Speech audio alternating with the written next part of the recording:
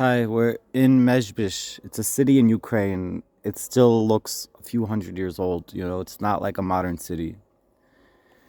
Inside, behind me, is buried a few different saints, tzaddikim. Obviously, the Baal Shem Tov, the founder of Hasidus, but also the Degel Machane Ephraim. Degel Machane Ephraim, okay? He's the author of this book, and he's called after the name of his book. Like many other righteous individuals, we call them after the name of the books they wrote. Anyways, I literally just opened this up. I don't know how to translate it perfectly, but we'll try our best, okay? He's in the portion of the Torah in Genesis, of the Torah portion of Vayechi. Yehuda Ata v'Gomer. He's quoting the verse. It says, Yehuda, you are whatever, etc. Okay? Yesh l'farish al derech sheshemati b'shem, like probably my father of blessed memory or something, but we can explain it according to the way I heard it in the name of someone. Kol hakoifer ba'avodah zara nikra Yehudi. Anyone who is a heretic in terms of idolatry, meaning they rebel against the idolatry. Anyone who this is a heretic according to the idolaters, right? If you go against the idolaters and they call you a heretic, right? Anyone who's a heretic against the idolaters, nikra Yehudi, is called a Jew. V'avodah zara nikra ga'ava. And foreign service, idolatrous service, worship of idolatry is called haughtiness, gaiva, haughtiness. The kol hakoifer ba'avodah zara, and anyone who is a heretic against the avodah zara, the idolatry, hainu, that is b'midas hagaiva, the attribute of haughtiness, v'oiches b'midas ha'anava v'hashiflus.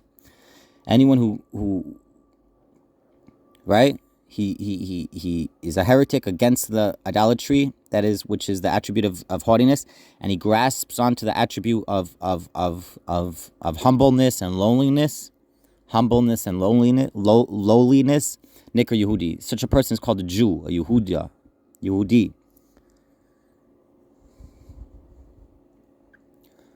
So that's what I read so far, and I thought it was brilliant. But let's read further because it looks interesting. V'li nira.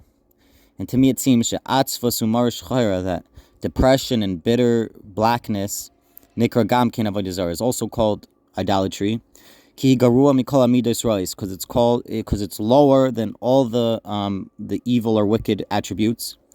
V'yadua shafilu yesh biad adam Torah u'masim tovim. And it's known that even if there is in the hand of a man or a person Torah and good deeds, im ein bayira shemayim ein klum. If he doesn't have fear of heaven, he has nothing.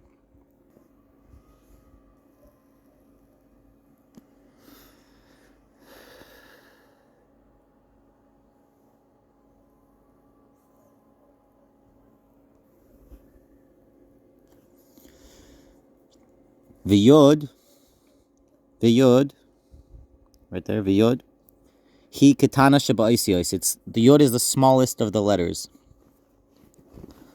When we call makom, and in any case, yicholam lasas mimena kol hakaf be'zaisiyos shebetorah.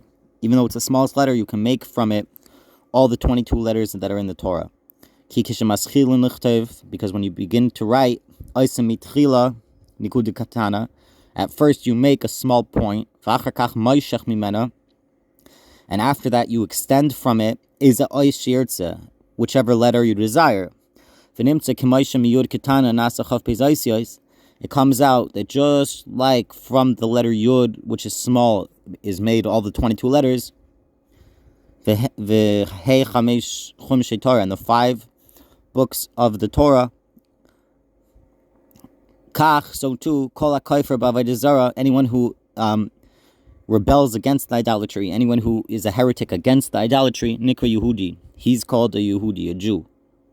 V'zoichel lechol chof beis ha'osiyos, and he merits all 22 letters, and v'heichum shetorah, and the 5 books of the Torah. V'zehu, and this is Yehuda, Judah. Hainu kishenikra b'shem Yehudi, that is when he's called in the name of Yehudi, a Jew. Atamizeh nimshach v'nase. Ata, the word ata, you. The word you, ata, you. Mizeh nimshach, from this is flowing or continued. V'nase, and you can divide it up, right? Aleph, taf, hey, you can divide it up into Aleph, taf, hey. Hainu, that is, The Chaf base Ois may Aleph ad Taf, right? Aleph Taf is from Aleph until Taf.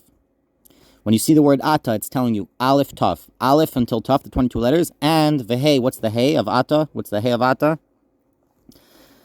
It's Vehei Chomshei Torah, and the 5 books of the Torah. Valderech Shepirashti, and in the way that, according to the path that I explained, La Yehudim Haisa Arv, it's a verse in the book of I believe it's a verse in the book of Esther, in the Purim story. It's funny because earlier today I recorded a video of this same book from the portion of Purim. This is not from the portion of Purim, but anyways. La Yehudim Haisara, to the Jews there was light, Zu Torah. What does it mean? This is referring to the Torah. The Torah is the light, I guess, or to the Jews is the Torah. I don't know. V'havin, and understand. I would love to read more. I'm just done. I'm just done with life and everything. What did we just read? We read that, first of all, anyone who's a heretic against idolatry is called a Jew. That's wild. I never ever heard this in my life. I'm 26 years old. I grew up in the Orthodox Jewish system. I think I would know. If everyone knew this, I think I would know it as well. I don't think anyone knows this. I think it's the greatest kept secret, I think. Because if it wasn't a secret, then I should know it also. Like, I'm not that religious or that involved, but I'm saying I've lived within the system enough years that if it wasn't a secret, I would know it. So this is a very guarded secret no one talks about. But if you rebel against the heresy, if those who serve idolatry, they call you a heretic, because you're a heretic against their idolatry, you're called in the name of a Jew, which is wild. Why is that wild? Because all over the Torah and all over the books of the Torah and the commentaries of the Torah, we have many like different discourses and talks and explanations about the difference between a Jew and a non-Jew, right? According to what we just read, it's not talking about those who are Jewish versus those who are non-Jewish. It's talking about those who believe in idolatry versus those who don't believe and are a heretic against idolatry. I would say most of us today are against idolatry, even though the majority of people on the earth are consumed with idolatrous practices and beliefs. They don't do it on purpose. Like, for example, like Muslims and Christians. It's harder to pinpoint Muslims exactly where their idolatry is, but it's my belief that Muslims are also involved in idolatry. With Christians, it's very easy. You just point to the Trinity. You know, the majority of Christians worship a Trinity, so that's straight idolatry, you know. But I'm saying they don't do it purposely. They're not trying to worship idolatry. They're just, I don't want to call them stupid or dumb, but their brain is whatever. They don't really have a free mind. It's like someone who's in Stockholm syndrome. So like Christians who grow up in the church and they're abused by the church their whole life, their mind is being I don't know if they're sexually abused, like maybe yeah, maybe not, but their mind is definitely being raped every day by their pastor, right? So I wouldn't call them like wanting to worship idolatry. I'm saying even Christians, they don't really, even if they are worshiping idolatry and everything, all that, they don't mean to. They're in Stockholm syndrome to the rapist, who is Jesus. Jesus has been raping them for 2,000 years. Whatever. Not Jesus, maybe. Maybe Jesus was a good guy. I don't think Jesus was a good guy. I really don't. I don't know. We talked about this many times on all my channels. We talked about, is Jesus, maybe he's really Messiah. Maybe he's not Messiah, but he's still a good guy. I don't know. At this point, I think Jesus was just a wicked guy like me. I'm not any better than Jesus. I don't think I'm any better than Jesus. I think I'm like literally just like Jesus. But I am wicked.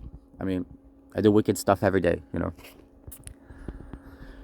I don't know if I'm as wicked as Jesus, actually. I take that back, because Jesus actually led a movement against the rabbis. I'm not leading any movement. The thing is, if I was given the opportunity that Jesus was given, maybe I would. Maybe I would lead a revolution against the rabbis. I don't know. Not the rabbis of today. Fuck the rabbis of today. I don't think we have rabbis today. I mean, I'm standing by the rabbis. These are the rabbis of today, but they're all dead. And even them, it's hard to call them rabbi. Like, I don't know if they were really rabbis. They were teachers. They were leaders. They weren't rabbis. We don't have rabbis. But anyways, in Jesus' time, I think they did have rabbis, and Jesus led a rebellion. Whatever. I don't know. The point of this is, like, look, if you give up all foreign gods, you give up Jesus, you give up Allah, you give up everything, and everyone calls you a heretic, then you're a Jew. Even if you didn't convert, even if you didn't do nothing, you're a Jew. Why is that special and holy? Because, whatever, those who know, you know. What else? We learned something else in there, interesting, I don't remember. L'chaim, everyone. I'm in Ukraine. I'm in fucking Ukraine. And I flew here from fucking Israel. Y'all are scared to leave your house in Israel because there's sirens. Dude, I went from one war-torn country to another war-torn country. And the whole time, all I see is Jews. From Israel, from America, from England, from France, from everywhere. Just Jews. Because you know what? We're beyond the nature. Jews, we're not like that. Like, oh, there's a siren. Let's run to the fucking shelter. I mean, I'm sure there's like a few million Jews in Israel running to the shelter every time they hear the siren. But that's not a Jew. A Jew doesn't run to the shelter when he hears a siren. A Jew doesn't give a fuck, and he lives his life, and he knows that everything is shtuyot, and we don't believe in war, we don't believe in politics, we don't believe in doctors, we don't believe in science, we don't believe in anything. We don't believe in our own knowledge, our own awareness. We don't trust our own self. If I don't trust my own self, why would I trust yourself? I know my own self is full of corruption, full of greed, full of lust, full of desire, full of exploitation. My own self. Oh, so the other self of this random Dr. Fauci, or this random Bibi Netanyahu, or this random Donald Trump, I'm going to trust their self? No, their self is just as corrupt as myself. So why would I trust them?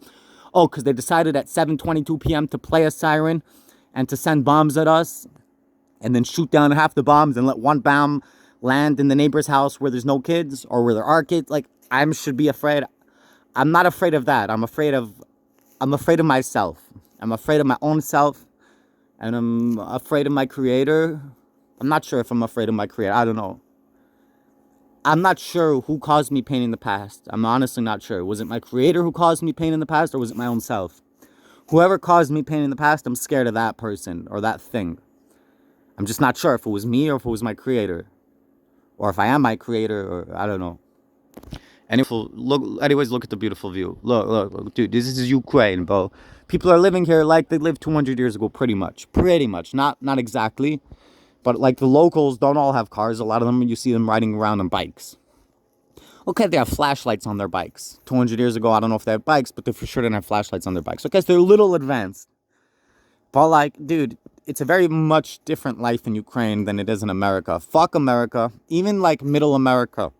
I'm just saying, I don't know. I don't know if I've been everywhere in America, but I've been around America a little bit.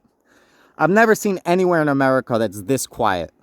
I've never seen anywhere in America that's this quiet. I'm not just talking about the cemeteries. I walked around last night a little bit. This place is quiet. This place is still. Go to good Shabbos, everyone. Go good Shabbos. Go away.